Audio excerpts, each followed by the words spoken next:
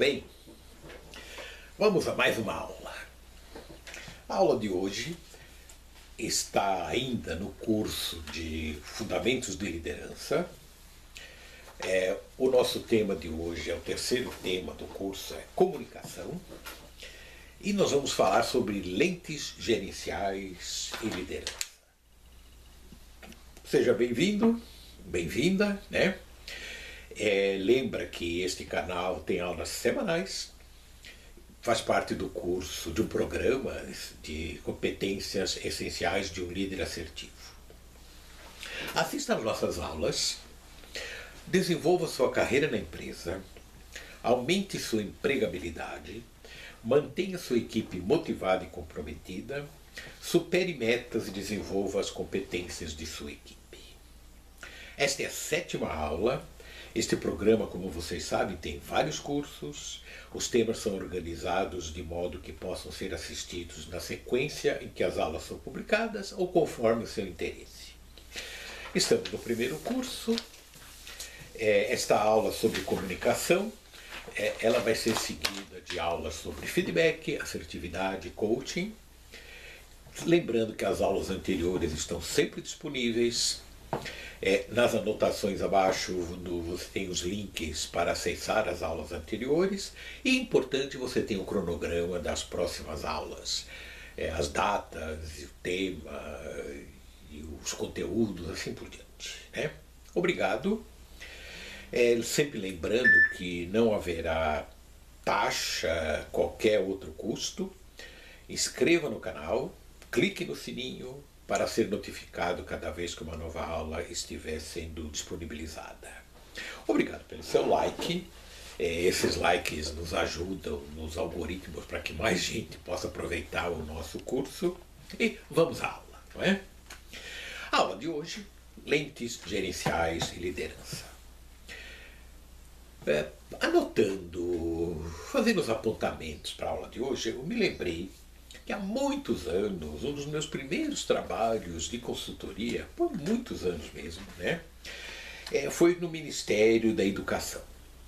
Eu estava auxiliando os especialistas do Ministério a desenvolver e implantar um sistema de integração empresa, escola, governo e comunidade. Eu conversei com reitores, com diretores de recursos humanos.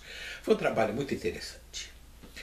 O trabalho gerou um sistema que desenvolveu formas e políticas de estágios e outras questões importantes para os estudantes e para as empresas, quando isso ainda nem era uma questão tão notoriamente importante como é hoje. Pois bem, mas durante aquelas pesquisas, uma coisa me intrigava. Por que trainees, estagiários, eles tinham um desempenho indiferente? Porque alguns fracassavam e outros tinham sucesso na carreira profissional. A primeira ideia que vinha é quem eram esses caras, né? E eu conversei com dezenas de coordenadores de estágios, conversei com gerentes de RH das empresas e responsáveis por estágios de várias empresas, de universidades famosonas, de universidades mais simples, ou menos prestígio, né? E eu descobri uma coisa muito interessante que eu queria compartilhar aqui com vocês hoje. A causa do sucesso, veja bem, a causa do sucesso não tinha absolutamente nada a ver com o preparo dos estudantes, os currículos que eles cumpriam, qualidade dos professores que eles tinham. Então o que era? E eu percebi o que acontecia com esses estudantes quando eles eram admitidos para um programa de estágio ou de trainee nas empresas. O bom sucesso da carreira dele e o bom desempenho estavam vinculados à expectativa, a expectativa que os chefes e líderes tinham dos estudantes segundo uma percepção que eles tinham previamente. Veja, percepção que tinham previamente é um preconceito, tá certo? Um conceito prévio. Sobre o prestígio da universidade ou escola onde eles estudavam. Veja, eu estou falando de duas coisas: percepção, prestígio, tá bom? Muito bem. Mais tarde, eu desenvolvi alguns trabalhos em vários países da América Latina. Tive na Argentina, tive no Paraguai, tive no Chile, tive no Peru, na Colômbia. E ainda preocupado com essas questões e sem uma metodologia rigorosa, científica, mas conversando com as pessoas, eu percebi o mesmo fenômeno. E o que acontecia é melhor do que grandes teorias. Deixa eu dar um exemplo que é verdadeiro, mas eu simplifiquei para a gente conversar aqui na nossa palestra, né? Suponha dois jovens, meninos ou meninas, jovens. Eles se inscrevem para um programa de estágio, ambos com notas e desempenho escolar equivalente. Um deles vem de uma escolona, ou universidade de alto prestígio, famosa, né? O outro de uma faculdade menos famosa, com menos prestígio. O que acontece quando eles chegam lá? Naturalmente, aquele que vem da escola famosa, da escola com prestígio, escalam as áreas de recursos humanos da empresa, os coordenadores de estágio, de trainee, né? Escalam para uma área desafiadora, com um gerente ladurão, exigente. E o estudante sem prestígio fala, põe ele lá naquela área que tem baixa exigência técnica. Perceberam o drama? Vamos supor que eles estão trabalhando. O da escola famosa comete um erro. O que acontece? O gestor chama os gerentes a quem esse menino, menina está subordinado e diz o seguinte, olha, todos nós fomos estudantes. Se vocês não ajudarem o menino, ele nunca vai aprender. O que vocês estão fazendo lá? Ajude o rapaz, não deixe ele cometer erro, etc. E se o da escola de menos fama comete o erro? O gestor chama a área de RH e diz o seguinte, veja quem vocês me mandaram, anda esse cara para uma área onde ele não terá prejuízo. A gente sabe dessas histórias. Muito bem, eles ficam, os anos passam. O jovem da escola famosa fez carreira de sucesso. Ele ocupa um cargo de alta responsabilidade. O da escola sem fama, se não tiver demitido antes, né? Tem uma carreira medíocre encostada em qualquer seção sem importância na empresa. Aí é que vem uma coisa triste. Alguém chega e afirma, viu como aqueles que vieram daquela escola sem prestígio são de fato medíocres? Não percebem que o modo como a gente trabalhou com esse estudante, menino ou menina, baseado naquela percepção, naquela previsão que a gente tinha de como seria o desempenho dele, provoca que ele realmente tenha aquele desempenho. Essa mentira tem um nome que se chama profecia autorrealizável. Entre nós, aqui em família, quer dizer o seguinte, aquilo que você espera que vá acontecer, realmente acontece. E aí? Aí que toda comunicação é de fato uma relação interpessoal, óbvio, né? Entre pessoas. E de mão dupla. Líder subordinado, subordinado líder, líder líder. O que e como um percebe o outro determina a consequência da comunicação ou do comportamento de ambos. Preciso explicar um pouco mais. Tudo que o líder sabe de uma pessoa são os comportamentos que ele observa nela. Estes comportamentos são julgados por ele, que então forma opinião sobre o caráter, responsabilidade, competência e compromisso dessa pessoa. Repara, caráter, responsabilidade, competência e compromisso são coisas implícitas.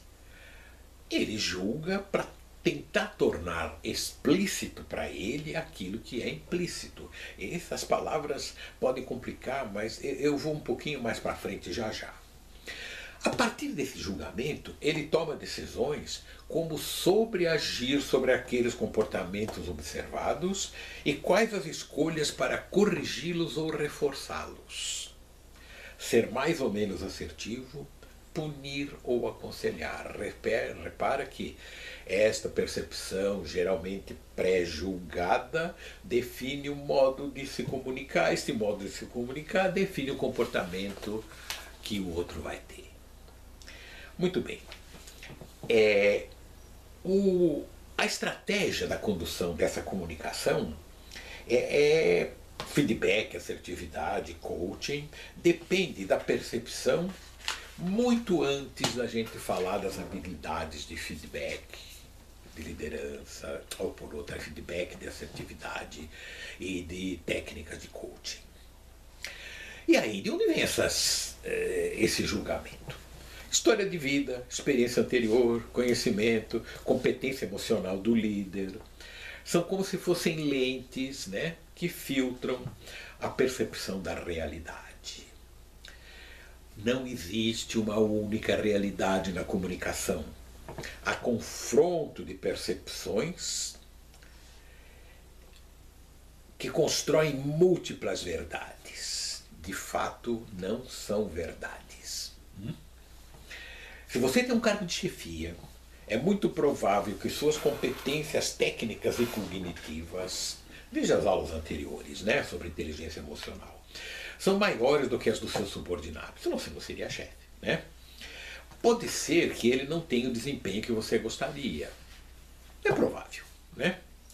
Se você tiver uma lente pessimista de que as pessoas são preguiçosas, ou pior, de que algumas pessoas são preguiçosas, elas só cumprem suas obrigações se você as controlar de perto, conduzirá sua comunicação com elas de forma autoritária, algo assim como: obedeça, não discuta, você não sabe, eu sei, não pense, trabalhe.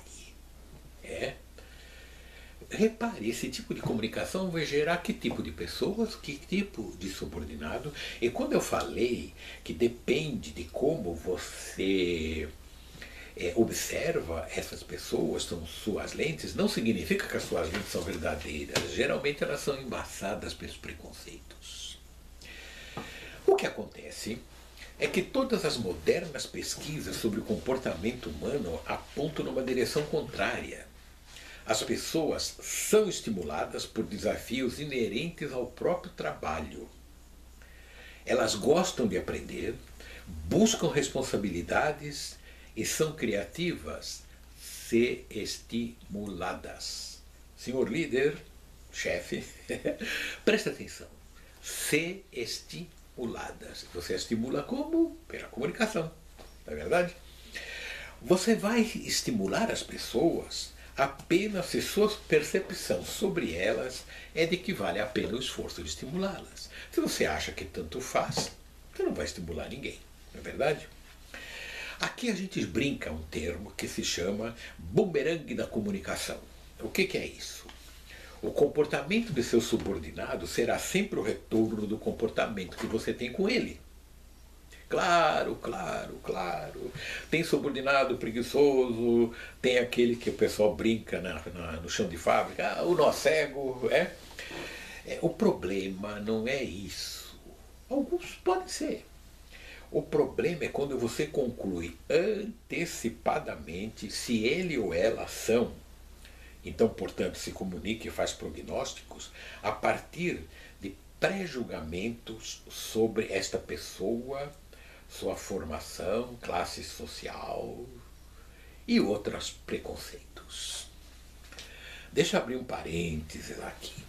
Pior do que isso, julgar e decidir segundo seus preconceitos sobre sexo, nacionalidade, cor da pele, tipo físico, por favor, não caia nesse erro. Eu nem estou falando que você pode se meter numa encrenca jurídica. Vai se meter. Mas não é isso. Eu estou falando de ética. E estou falando também de resultado que você quer obter dentro da sua área de trabalho. Isso não funciona. Fica combinado, então, que você cria o subordinado que terá, conforme a comunicação que estabelece com ele e de acordo com as lentes com que você filtra e julga os comportamentos dele. Vou explicar para você, meu amigo e minha amiga, como você tem que polir essas lentes? São apenas 3 passos. Primeiro passo, você tem que polir a lente do subordinado. Ele também tem preconceito sobre você, sobre a empresa, sobre outras coisas. Tem que polir. Como se faz isso? Conversando, se comunicando. O que será que ele pensa?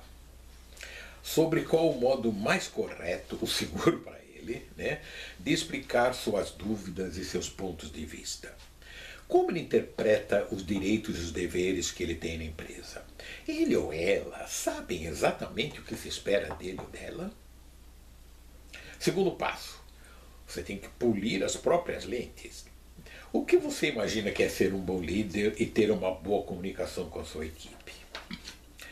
Antes de qualquer instrução, orientação, comunicação, feedback, etc., avalie com cuidado as suas lentes. Você tem o foco em fatos em si ou de como você percebe os fatos de modo concreto ou segundo pré-julgamento sobre a pessoa que você está avaliando ou com quem você vai se comunicar? Fato ou percepção? Agora vem o terceiro passo. Eu nunca sei, quando eu dou essa ordem, qual é o mais importante, etc. Eu tendo a falar, olha, esse é o mais importante. Os dois são, mas eu queria destacar este, né? Existe uma armadilha na comunicação chamada princípio do fechamento. Eu preciso explicar um pouco melhor isso. É da natureza humana preencher vazios de informação que temos sobre outra pessoa com as nossas percepções. Lembre, vem dos preconceitos que temos sobre o que imaginamos do que ela seja. O pulo do gato é que você tem que tornar explícito, né, aquilo que é implícito através da comunicação. Então vem o terceiro passo. Abrir os canais de comunicação. Converse com seus subordinados, colegas superiores. A conversa tem 2 vias, perguntas e respostas. Deixem explícitos o que é importante para todos, sobre objetivos, comportamentos, valores, expectativas sobre os resultados. Esses 3 passos criam um ambiente propício à comunicação. Nesse ambiente propício, o feedback funciona, a assertividade funciona, o coaching funciona. Se essas coisas não estiverem resolvidas, nós vamos estar dando feedback, sendo assertivo, fazendo coaching sobre coisas que não são verdadeiras, tá bom? Muito bem. Como fazer isso? Vamos ver na próxima aula. Os 3 passos vistos nesta aula dependem de habilidades de feedback. A aula 8 será sobre feedback e assertividade. Mais do que regrinhas, que sei que todo mundo já sabe, eu vou explicar quando, como e por que usar o feedback de reforço, o feedback corretivo, o feedback assertivo e um primo deles menos famoso, feed forward. Muito bem, obrigado. Até a próxima aula. Não se esqueça de dar o seu like, se inscrever, clicar no sininho para ser notificado quando a próxima aula estiver disponível. Não deixe de compartilhar para que mais pessoas possam aproveitar os ensinamentos desses nossos cursos. Até a próxima aula. Muito obrigado.